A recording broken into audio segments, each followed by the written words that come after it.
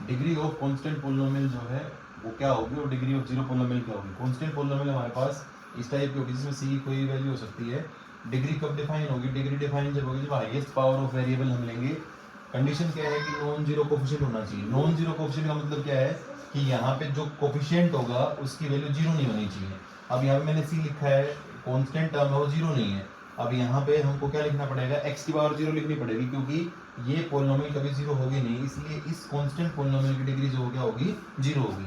Now degree of zero polynomial की degree क्या होगी।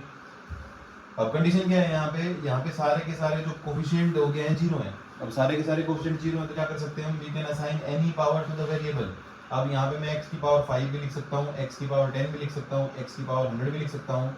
इसका मतलब क्या है, x की वेरिएबल की हाईएस्ट पावर डिफाइन नहीं है यहाँ पे, इसलिए हम क्या बोलेंगे, जो जीरो पोलिनोमियल उसकी डिग्री क्या होगी, नॉट डिफाइन।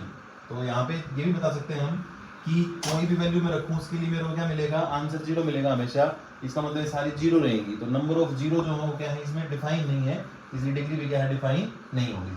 अब इसमें एक इंपॉर्टेंट बात हम एक और प्रूफ इसमें दे सकते हैं कि degree of two polynomial fx into gx